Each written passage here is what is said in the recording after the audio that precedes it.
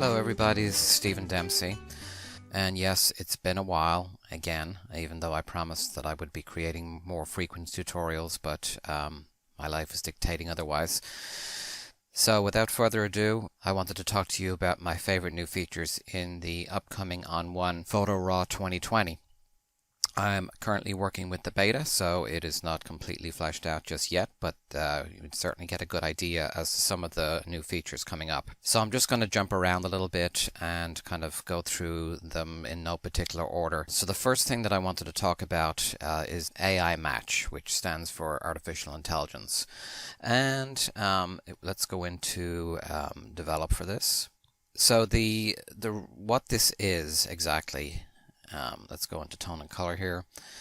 So you'll see that there's now an AI match. So what exactly is that? And is it similar to what we're used to in this auto button, which is also an AI control? Let's take a look at what auto does when we click on that.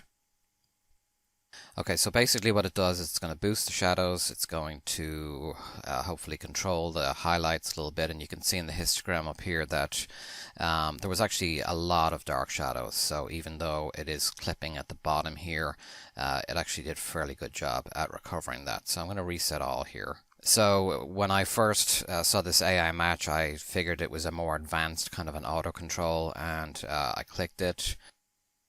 All of a sudden everything went black and white. Well, why is that?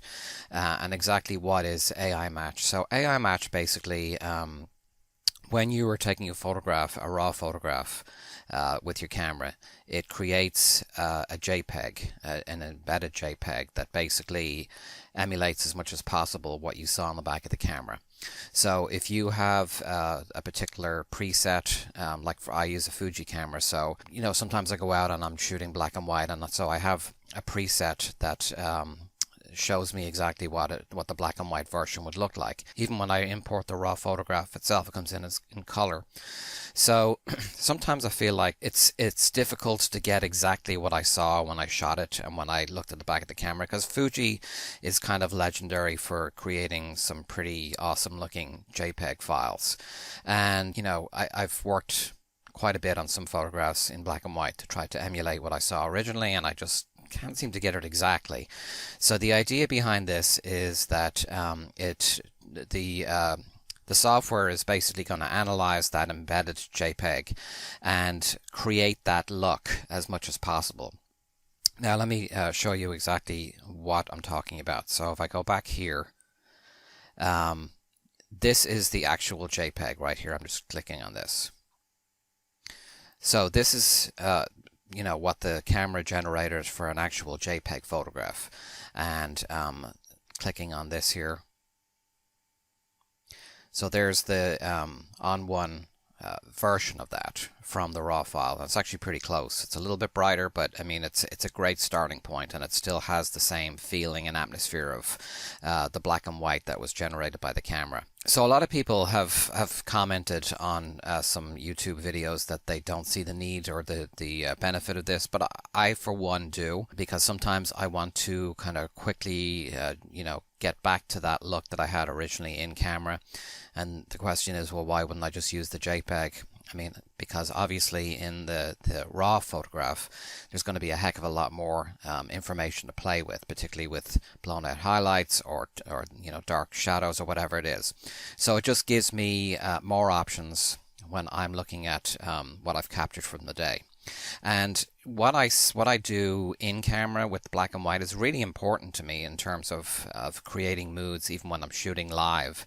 So being able to reproduce that look effortlessly it's actually very useful for me. So that's the AI Max. So let's go back to browse here. Okay, up here.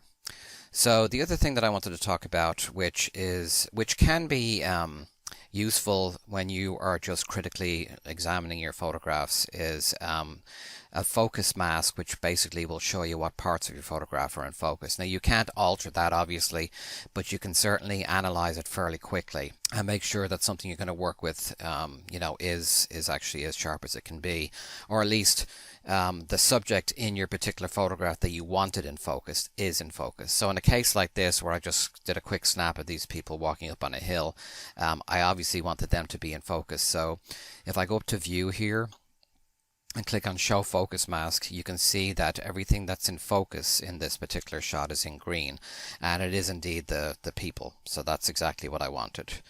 So another example of that would be this particular one, which I shot with a f1.8, I think it was.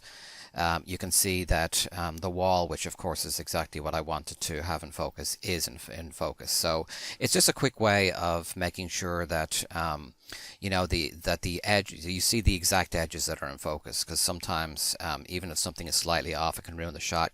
You don't always see it when you're quickly going through your photographs. So for critical focus issues and speed when you're culling your photographs, I find it extremely useful. So the next thing that I'm really interested in is the GPS, adding GPS coordinates, or being able to take a look at a map location as to where your photograph was taken. Now, I use a Fuji camera, an XH1, and unless I'm connected to my phone, then it does not record GPS information. So I only really connect to my phone very rarely. So to be honest, most of my photographs do not have information on them, and it is very useful to have. I find that things that I've shot with my iPhone, I'm just constantly using the coordinates to figure out exactly where it was shot, and to organize things by location, all of those things. What ON1 is introducing with the 2020 version is it's a map view, and it's down there on the bottom. It's right here, and so in this case, it's actually, I was playing with this earlier, and so it actually is showing the general satellite information as to where this shot was taken. But what you would do is, if you know exactly where it was taken, you would type in, this is assuming a photograph that does not have GPS coordinates.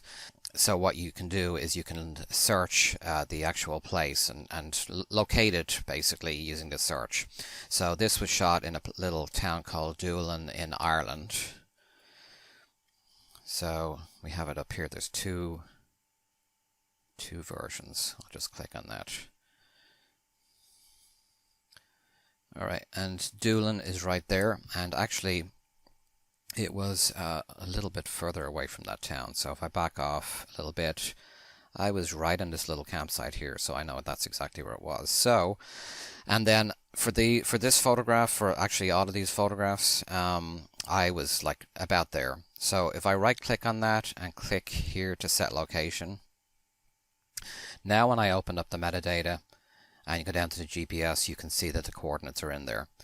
It would be nice to be able to apply this to a whole series of images that were taken at the same time, and unfortunately you can't batch select and then go to the map and choose one location for all of these. It is a feature request. I've already talked to somebody over at ON1 about this, but what he suggested is that when you add the GPS coordinates to one photograph, you simply sync the other ones with the GPS information.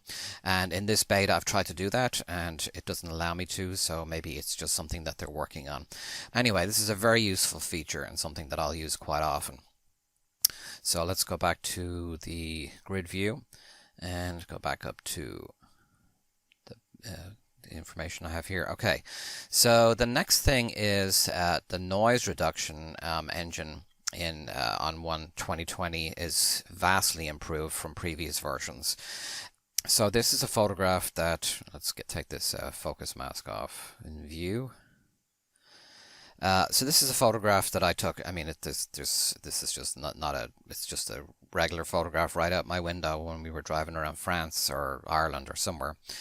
And basically, I don't know whether you guys have done this, but I've done this a few times myself, where I had the ISO cranked to 6400 in this case for a previous shot, and I forgot to readjust it. And when I took this quick shot out the window, I realized that there was absolutely adequate light for an ISO 200, but I had it set to 6400 and the whole thing was grainy. So mostly these would just be throwaways to me. I wouldn't be able to use them because the grain is too much. But in the new engine in 2020, the noise reduction, it's actually quite effective. So let's take a look. If we go down to details here, and I'm at 100% here, so you can see the grain. And so you've got your sharpening, but then you've got the noise reduction, and you can see that it's version 2020. Now, they call 2017, even though the previous version was 2019. Anything that is not 2020 is just referred to as 2017. I guess maybe it's just they're using the same technology from the 2017 version, but just don't be confused by that. If you've already applied noise reduction to a photograph before 2020, it'll probably be defaulted to 2017. So you can change that and update it. It will change the look slightly just because of the technology being used. But anyway, so I haven't done anything with this photograph, so it's now defaulting to 2020. And so I just start off with just bringing the luminance up a bit, and I like to hold down the Option key while I'm doing this. And it turns it to grayscale, so you can really just concentrate on the actual noise itself rather than the color, which can just be filled with all kinds of artifacts. So I just go to the point where the grain kind of disappears, and you can see it's kind of getting a little bit mushy. So I like to bring up the detail as much as I can, and you can really crank this before you start seeing that grain get reintroduced again. So that looks pretty good to me, and you can see that if I do a before and after, there's the before. It's clearly all kinds of noise in there, and then the after. Now you can refine this further. Obviously this is still a little bit blurred, but you can definitely go up with the detail. In fact, I can do it right here, and still it's suppressing that grain quite a bit. So you know, the noise reduction in general is a creative thing. You can just, and it's a personal preference thing as well. It's very subjective, so you can play with this, but I can tell you that the noise reduction itself is vastly improved from previous versions of ON1. So let's go back to browse again, and I'll go back up to my folders here. Okay, so the other thing I wanted to talk about briefly is the new print module, and it's a complete change to what we've had previously. So if I select like these 4 photographs, for instance, and go to down here to print, so it's going to give you all of the various options that you would need if you're going to print these images. So I can also create a contact sheet by clicking on contact here, and I can decide how big I want to have those previews there. So that would be 2 per page. That's all 4. You can do 8 by 10. So you change the orientation of that here, right here. You can do fill, fit, all of those things. I mean, I'm not going to get into all the details of that right now, but so if I go back to this orientation, all right, so I'm just going to get out of this for a second. Plenty to see there. I'm not going to get into it at this moment just because there's so much to cover with the other things. But one of the things that I actually use the print module for is to kind of give me a little bit of a different perspective on how an edit is going, because sometimes when you use things like a vignette or you know, when you've got full screen on your computer, you can't always see the effect that's having on the edges, or you know, you don't have the benefit of being able to kind of step back and see it. And to me, when I look at a photograph on a wall that's been printed and it has a white mat or some kind of mat around it, it really helps me to focus on the entire image, and the mat itself just it gives me the perspective that I just don't get on the computer. So I kind of, with that in mind, what I do is, to check how an edit is looking kind of from afar. It's almost like a thumbnail thing. I'll just select one, the one I'm working on, and then I'll go to print, and then I can see it in the context of what it would look like on a wall, and I can see the potential. Does it look good overall? Are there issues around the edges, or is the dodging and burning or whatever I've done on it looking realistic? All of those things. For some reason, when I'm in this mode, I can really see that, and it helps me to visualize how the edit is going. So that's just, a tip as far as what I use. It may not work for you, but it certainly works for me, and it just gives me a different perspective on a photograph. So that's kind of a different way that I use this print module. So the final thing that I'm going to cover today is, let's go back to this folder here, is presets. And presets, I've had a love-hate relationship with presets. When I started working with ON1 a few years ago, I used the presets heavily as a starting point, and then I just decided that I really wanted to create the look of my photographs from scratch. And I've kind of revisited presets with this version because there's a ton of new presets for a start. And by the way, this is because this is the beta. These little preset groupings here that don't have a thumbnail are the older ones. All the ones that have the thumbnails are the newer ones. I think that's the way it works anyway. So I think that when the final version of the software comes out, that'll all be resolved. So just keep that in mind. So if I'll just open this image here. So there's plenty of new presets, and the beauty of it is that they have a fade slider. So basically that means the intensity of the effect can be controlled right from browse without having to go into effects. And I always like to use this larger version just when I'm taking a look at the overall effect a preset is having on my photograph. And so if I just choose any of these, and you can see that the fade slider appears on the one that's selected, and you can just basically, what that means, it's like an opacity slider for that you would see in effects, where it would kind of lower the opacity of all of the effects together, and that's kind of what it's doing here.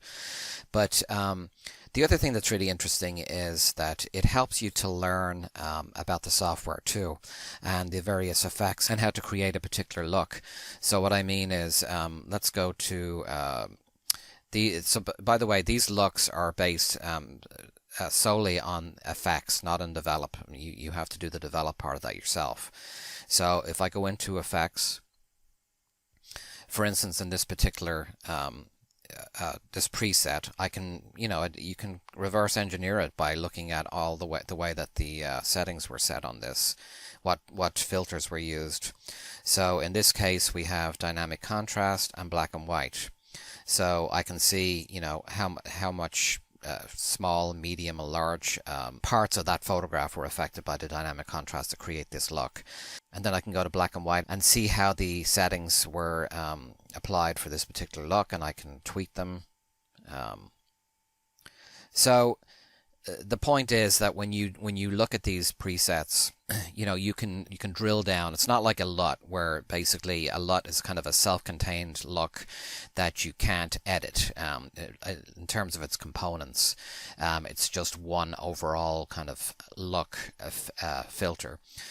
With these particular presets, they are broken down with a series of actual filters. So it's a great way to learn, and if you like a particular look, you can go in and see how it was done, and then when you have another photograph, you can create it from scratch yourself without worrying about filters. So I haven't even touched the surface on just how many of these new looks there is. You'll just have to go through them yourself.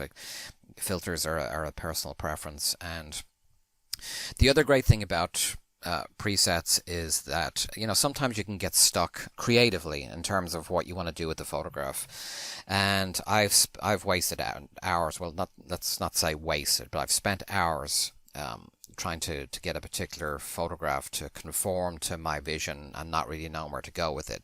So when you have access to all of these presets, it can give you a direction. And sometimes it's fun to just sit there and, you know, just click on various categories, and it can bring, like, something unexpected can bring a photograph to life, and that's happened to me on occasion as well. It's a fun way to work with your photographs. So don't if you're on the fence about filters, give it another go, particularly with all of the great looks in this particular version of 2020. So I'll just go back to browse here.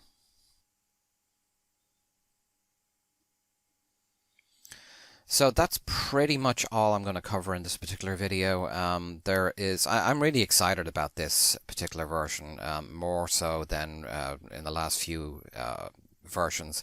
Part of it is that the speed is definitely noticeably faster.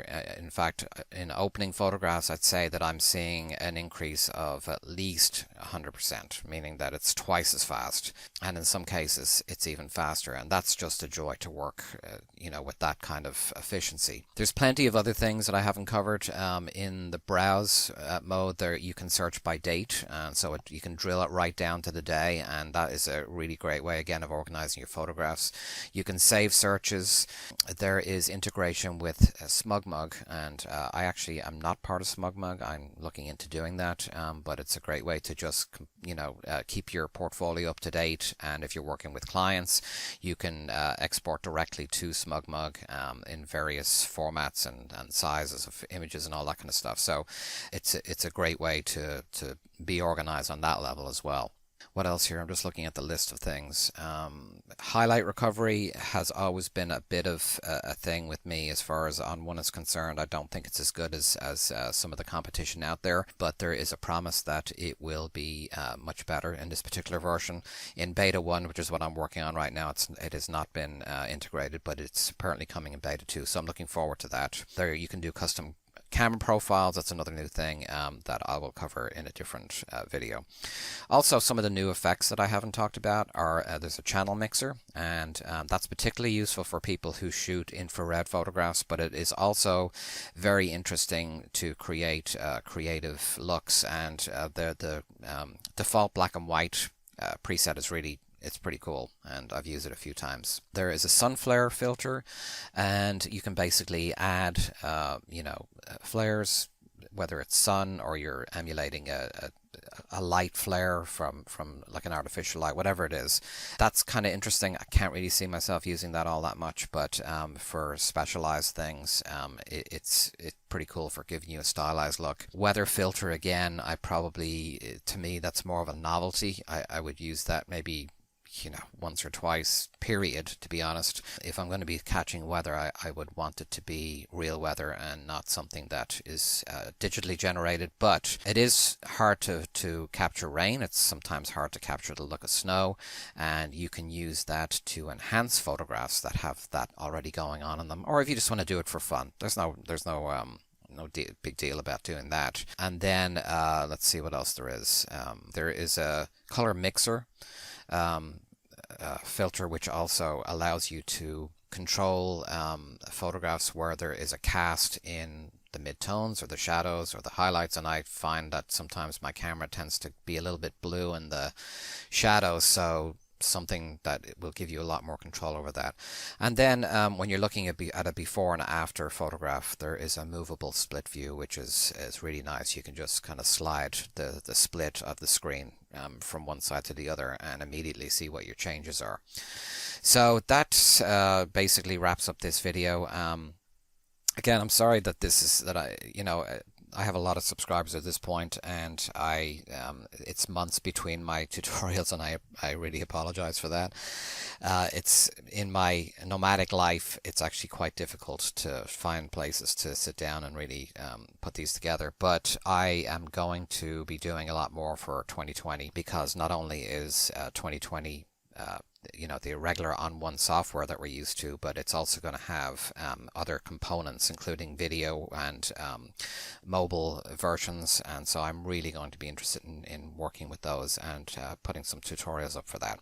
Okay, so enough chat. If you like what I'm doing, please consider subscribing. If you like this particular video, please like it.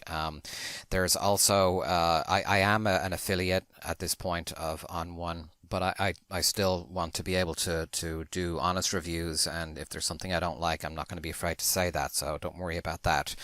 However, there are some links there in the description if you want to click to go and download the beta, or if you want to purchase or whatever. I do receive a small commission for that stuff, and so every little bit helps, so I'd appreciate if you would use those links. Okay, so until next time.